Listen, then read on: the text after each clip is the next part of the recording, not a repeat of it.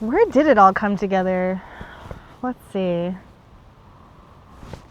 Well, I mean, I think it started with Matt. As everything does.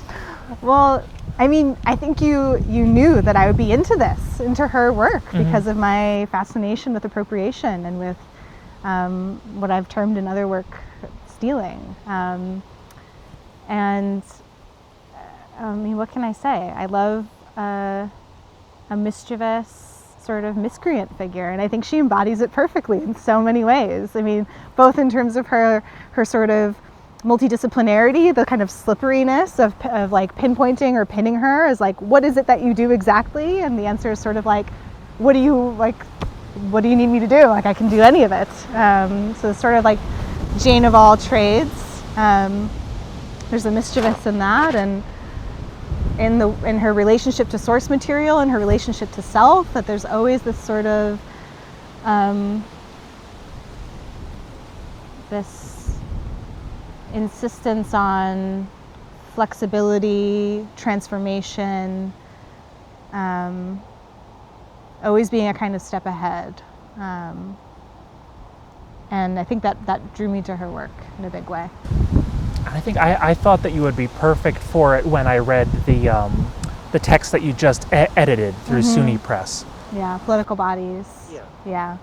Because there too, I mean, that was a book about Adriana Cavarero, Italian feminist philosopher, who also steals, right? She, I mean, just as Rosalyn was a woman in a very male-dominated time and profession, Adriana Cavarero was also, I mean, to be a woman philosopher, I mean, you just were not taken seriously, nor were you reflected in the very sources that you had to work with, except as a marginal figure, except as a sexual object, except as an example of the bad philosopher. Often was the woman, the bad philosopher, too tied to the body. And so they were both in this position of having to try to carve space out in a discipline, in a profession that simply didn't make space for you. And to be working within a kind of archive, whether of texts or of images, in which women are only ever appearing as marginal, as exceptional, as object. And so what do you do with that as a woman in these fields? Well, you could try to replace it with merely positive images, but as theorist Stuart Hall has taught me, positive images can't replace or fully push out the negative ones. They are just as limited in their capacity to produce meaning as the negative stereotypes, right? And so what better way to assert a kind of power over representations of women than to inhabit the very images that do violence to us? And I think Rosalyn is an absolute master of that, of sort of occupying the very space that seeks to exclude her and saying, no, actually, I'm going to take this space. I'm going to like dwell in it. I'm going to crack it open and transform it in the very way that I relate to it. I'm here speaking with Dr. Rachel Silverbloom, co-curator of the exhibition At Home with Rosalyn Drexler here at the Pollock-Krasner House and Study Center. Rachel, if you could, here on the opening day of this exhibition, could you tell me in your own words what this exhibition is about? This exhibition is about the intimacy between pleasure and pain, between love and violence, or maybe it'd be better to say between romance and violence. Or at the very least, it's about Rosalyn Drexler's perspective on these things. I think it's impossible to sort of make a total generalization about what it's about, because I think she brings herself and her view into each of these works. But it's about the kind of proximity between romance and violence, and especially in the context of the domestic, in the space of the home, which is often thought of and sort of romanticized as the space of safety, of care, of love, of belonging. And of course, Rosalyn Drexler had a very complex relationship to the domestic, to the space of the home, a space in which she herself labored and worked both as a mother, as a wife, but also in her early days as a sculptor and a painter and a writer. That this was her space of labors of many kinds.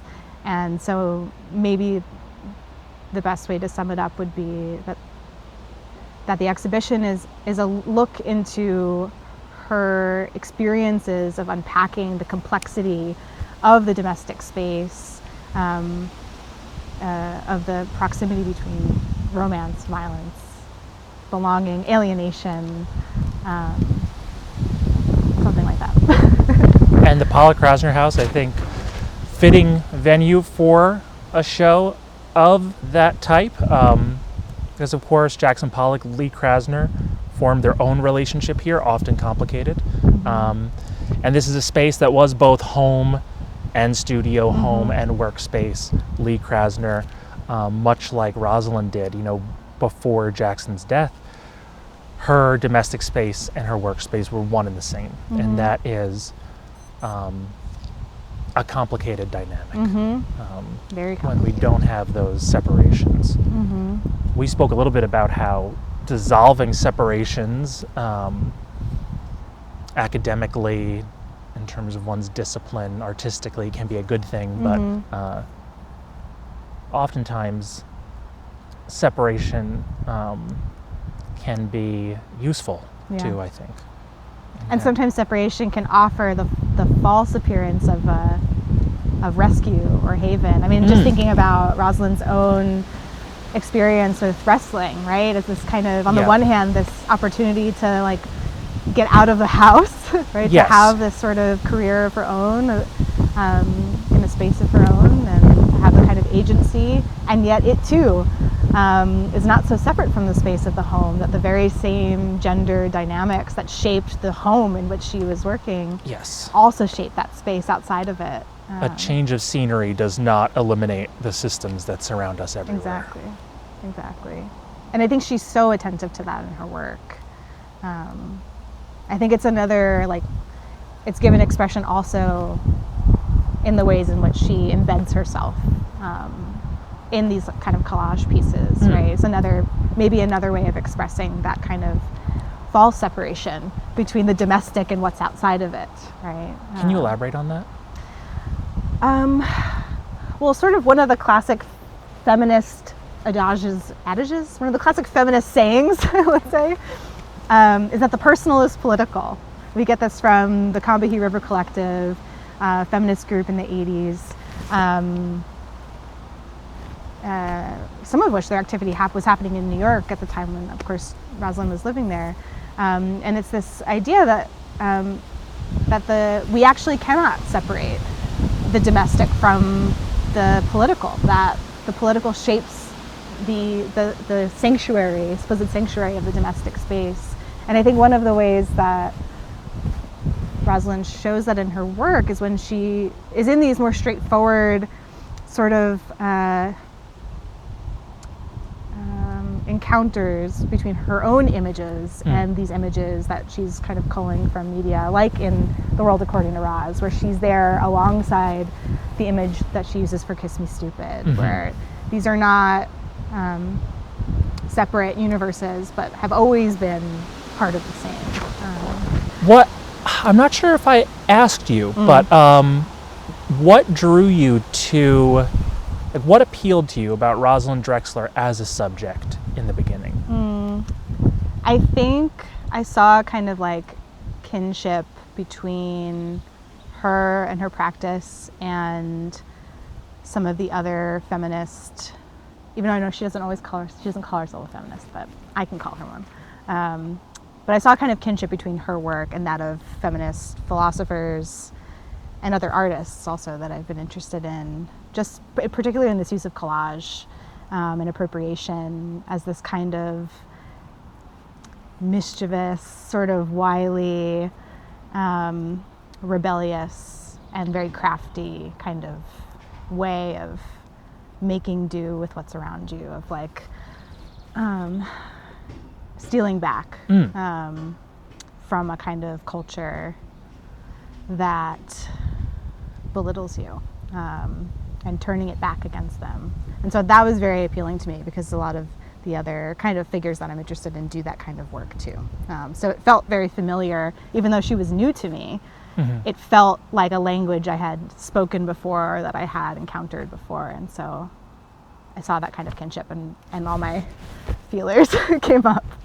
And that process that you just spoke about, where Drexler steals or reappropriates for her own purposes, that is very much the theme of your catalog essay, Theft as an Act of Care.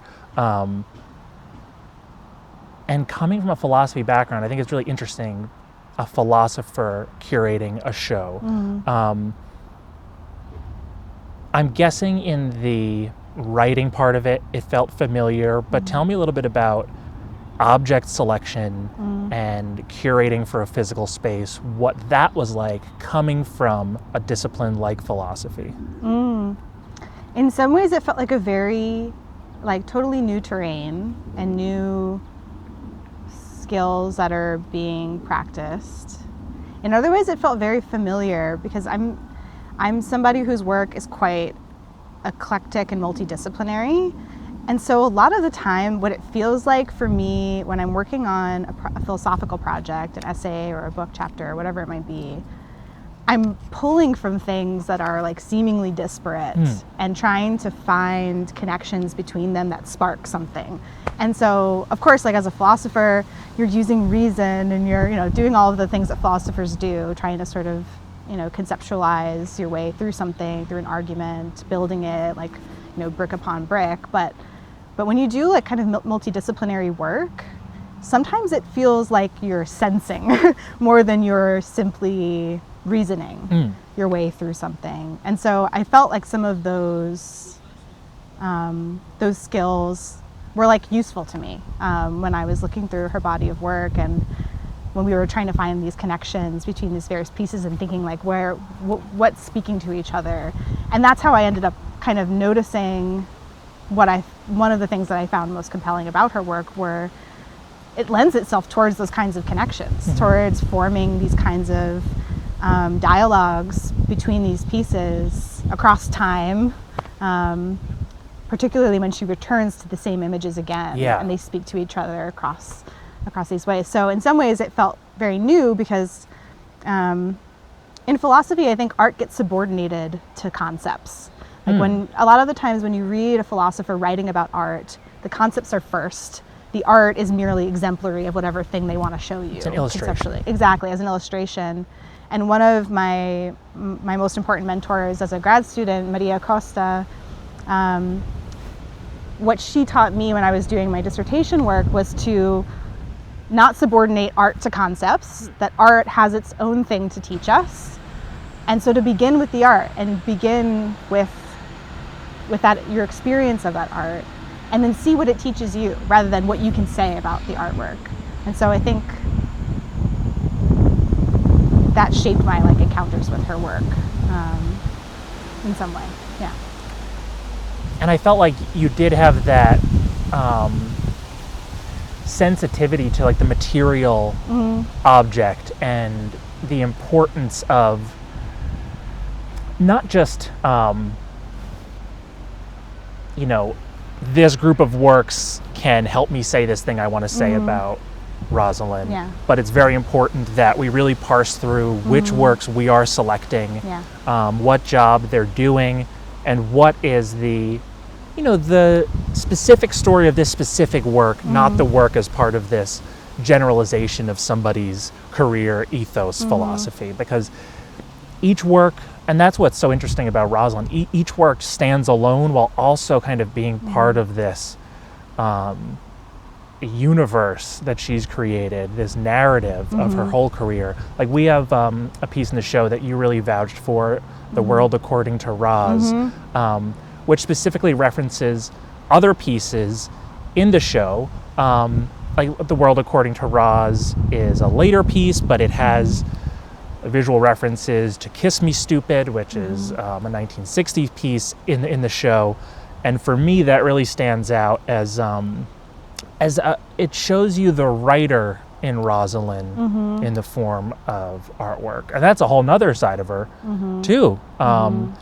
Rosalyn, the essayist, the novelist, the screenwriter, the playwright. We were just talking about you kind of crossing disciplines and boundaries and, what does it mean for a philosopher to curate, so on and so forth. Rosalyn is a perfect example of a creator who is creating in the medium that fits the idea without having to skew it to, I'm a painter, thus I must paint this idea. Well, if the idea lends itself better to film or prose, you kind of go where the idea takes you. And I really appreciate that about her. Yeah, me too. Something else I really love about The World According to Roz is that it's also so exemplary of the ways in which she places herself in the world of the images with which she works, right? She's there, images of her daughter, alongside these images that she's kind of culling from pop culture and media, and she places herself within that world with them. Something I really love about her work is that she doesn't hide her own hand in these works or her own relation to them and in the very things that she produces too. Yeah, and you saying that, I mean, especially within the context of pop art, Rosalyn is so frequently referred to as a key figure within pop art, and she is appropriating images from mass media and popular culture to make these broader cultural statements, but she mixes it in with the personal and the autobiographical in a way that I think is super unique from other pop artists who oftentimes go out of their way to emphasize the mechanical, the impersonal, the manufactured. She has this way of dealing with the masses in such a textured human way, and that's not just subject matter, that's down to, like you said, like the texture of the painting, the collage.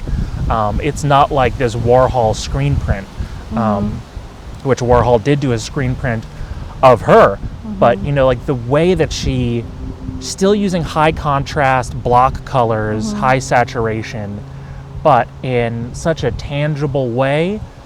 And I think I'd love to hear how you feel seeing the show in person. Her work has such a different resonance in person than it does on the screen. It's very much, her works are very much individuals. Yeah, they are. It's been very cool to see. I mean, some of these pieces we saw in person in the gallery. Yeah. Most of them I hadn't prior to seeing them here in person. I'd only seen images of them. And so it's been very, very cool to see them embodied and get to see up close better their texture. And I think in one of our very first conversations about Drexler's work, you used the word sculptural when you were describing your own experience of her work. And I think that's like so apt. I mean, they have such a texture to them, such a dimensional kind of quality. And I mean, even just seeing in some ways it stands apart from some of the other works in the show, but I think for very good reasons. But the lesbians piece is even better in person. Yeah. I love it so much. I mean, the way in which she renders these figures is so distinct from the ways that she does in so many other pieces. Yeah, extremely painterly. And she often says, I'm not really a painter, or I'm not trained as a painter. She has this sort of like very, like almost too stubborn modesty about her own work. And yet that piece is so painterly. Yes, it is. And I think it really contrasts nicely with the works around it. I want to touch on what you just said about how sometimes Rosalyn will push against assumptions. Earlier you mentioned how Drexler will frequently say that she's not a feminist. As somebody who is a feminist philosopher, you said that you do claim her as a feminist. Can you tell me a little bit of your thinking behind that, your rationale? She says she's not a feminist. Mm-hmm. You believe she is. Yeah. Why is that? Well, I mean, I think for many people, feminist is such a loaded term. And I know plenty of folks, not only Rosalyn, but others, who disidentify with it because of its baggage. And yet, who nevertheless do the things that feminists do, like challenging our conceptions of gender, like playing with gender, challenging conceptions of womanhood, which we see her do again and again in her work. I mean, seeing the two, it was so beautiful seeing the two self-portraits side by side. I mean, how do you look at that and not think about the ways in which she's subverting and playing with, mischievously, our conceptions of course, of like self broadly, but also of our gendered selves. Ourselves and our gendered selves are never separate from each other. That pairing tells such a great story, and that was a pairing that you really wanted to do, and I feel very fortunate that we got the loan of self-portrait from 1964, and then the portrait from 89. It's just such a good juxtaposition. The 64 portrait is derived from one of her wrestling promo shoots, which it's just so, and we have an actual 8x10 of another one of her wrestling promo shoots, but just the fact that, you know, she's back on her shoulders, her legs kicked up in the air in sort of this negligee, and that in and of itself is this story of, you know, what does that have to do with wrestling? Like what there is showing one's prowess as this physical competitor, and I love that she chose to go back to that image to talk about taking things, stealing things back, imagining her in those auditions, which she goes into detail about into Smithereens, her recently re-released novel, that were pretty degrading and humiliating, when she was auditioning to be a wrestler and she was made to kind of model bikinis and do all these things that don't correlate to sport, but to take that moment back and recreate it and portray it herself, I think is really powerful, and something, like you said, that she does again and again. We see that also with two more pieces in the show, This Is My Wedding 2 and This Is My Hell, which again, taking this motif, these icons, and not just doing it once and letting that be the statement, but not being afraid about going back to it and doing it again and again. I thought you also wrote about that really nicely in your essay. Could you tell me again a little bit about your thoughts on how Rosalyn will re-examine her own work? Yeah, so I was really, really interested in the ways in which, I think I say at some point in the piece, that Rosalyn never has the final word even with herself, right? That there is this playfulness that animates her work and this kind of humility that you can also hear in interviews and elsewhere, but we see it in these returns, these kind of playful, exploratory returns to her own compositions. This like commitment, it seems, to insist upon the unfinishedness of the artwork, of its meaning, of herself, right? That like to go back and reiterate on these paintings is just as much about opening back up the meaning of these images as it is a kind of self-exploration, or at least that's the way that I read it. Like, what would it mean, like as a philosopher, to go back and rewrite an essay anew in a different way from a different perspective? And there are some very weird, cool, bizarre philosophers who have done exactly that. And so I was really, really drawn to those works and this kind of, I mean, just because it sheds so much light on the ways in which she's talked about her own work as this kind of, at once a kind of embalming, like literally like embalming the image in paint, like covering it over, preserving it, but this kind of preservation doesn't leave it static, right? That like she wants to also at the same time like resurrect these works, like put new life into them, make them like multiply their meanings through a kind of painting over, which is such a fascinating thing. And I became very fixated on this idea of like that the overpainting can also be a kind of like revealing of something, some like potential that hadn't yet been released. Which when we, you know, when one thinks about covering over an image, you might think about it as like locking it in or locking it down or discarding some previous meaning, but I see it as this kind of activation of potential. It feels to me very honest and very true to life in that memory could be this thing that casts a moment of your past in amber, or it could be a way of always including the past self in the present and kind of synthesizing the two into something that works.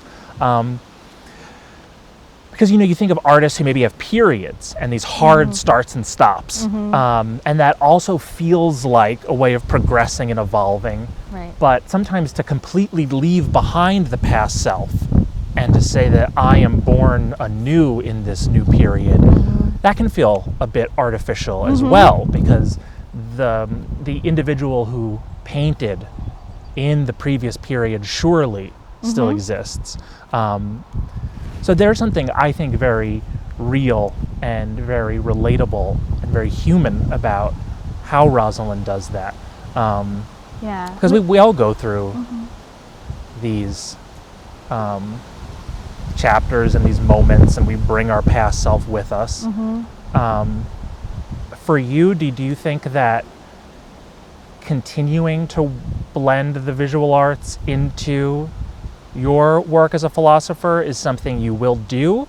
You commented on a little bit before, but I would be curious to hear your thoughts on how the visual arts and philosophy can complement each other, maybe more than they currently are. Well, I think especially as somebody who works in feminist philosophy and queer theory, which I think one of its biggest contributions in terms of the history of philosophy has to do with the kind of critical challenge to the kind of tendency toward disembodiment, conceptual abstraction, a kind of allergy to materiality, allergy to the body that philosophers are sort of like notorious for. And I often find myself turning to works of art that make it really difficult to turn away from the materiality of our experience. I think that artists are like maybe precisely those who are most skilled at the thing that philosophers are worst at in this way, this kind of attentiveness to materiality, to sensuousness, to embodied experience, that like really, you know, impactful works of art often come from like an acute sensitivity to these things. And so I'm not the only, and another way of saying is I'm not the only one who's interested in sort of feminist philosophy, queer theory, that often turns to artworks to kind of not only to like fill the gaps that philosophy seems to fail to provide, but also as a kind of like undisciplining of the philosopher in us, who has been so thoroughly disciplined to like eschew, like to abstract away from the material. Yeah. Okay. Well, if I could maybe start with just one more thing, returning to, we were talking about the two self-portraits that are sort of side by side. I mean, part of what I loved about those pieces and why I felt so strongly about having them right next to each other and very directly in dialogue is that they both are examples of drag, right? So we have this like hyper feminine, very sort of normative in many ways, even if it's exaggerated, conception of womanhood or femininity. And then on the other hand, we have this more straightforwardly playful, parodic use of gender, this kind of donning of a mask, the masculine clothing over a feminine figure and so on. And yet I think what what she's very consistent in her work is that both the hyperfeminine and the cross-dressing are drag. They're both drag. That she felt just as much as though she was playing a role that is, culturally prescribed when she played the role of wife and mother, as she did when she was wrestling in the ring, or as she did when she plays with gender, right? And so I think we continue to live in the very same world in many ways that she was working in at the times in which she made these paintings. And still, like today, we're struggling with our conceptions of gender and our own capacity to autonomously decide who we are in the broadest strokes, not only about gender. And so I think her work remains so incredibly poignant and relevant and resonant with our moment for those reasons. These are things we still grapple with. So one of my favorite parts of the Rosalyn Drexler story is this first instance of her trying to escape the domestic. She gets married relatively young at 19, has her first child a year later with the artist Sherman Drexler, and feels suffocated by this domestic space. So she decides, as a way to remedy that, the only logical conclusion, become a professional wrestler. Absolutely. Which I support wholeheartedly. And so at Bothner's Gymnasium, where she would work out, she interviews with veteran promoter Toots Mondt and ends up getting on Billy Wolf's wrestling circuit. But as we mentioned, just because you have a change of scenery doesn't mean you can escape the domestic. Billy Wolf, that's a whole story in and of itself, but a pretty controversial figure. His wife was Mildred Burke, the women's world champion, but he had relationships with the other wrestlers on the circuit as well. And so the entire wrestling circuit was its own sort of perverted domestic that kept following Rosalyn no matter where she went. So she wrestled for about a year in the early 1950s.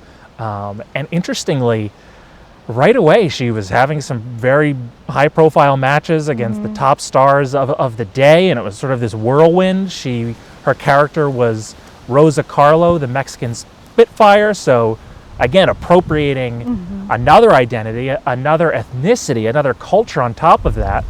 She says in her accounts of her wrestling career that there would be Hispanic fans cheering her on in Spanish, trying to speak Spanish to her. And, she was a Jewish woman from Brooklyn who, couldn't communicate with them and didn't relate to them. So there's, again, all of these layers of artifice and, as you said, drag, to where trying to find the real Rosalyn is an interesting game to play, but I think, in my opinion, the answer and the end of that game is that there's no one real anyone. It is this constant embodied experience that's always changing us, taking parts of the past, bringing them into the present. And who's to say, like, the drag self is any less true than the real self, or where to locate that.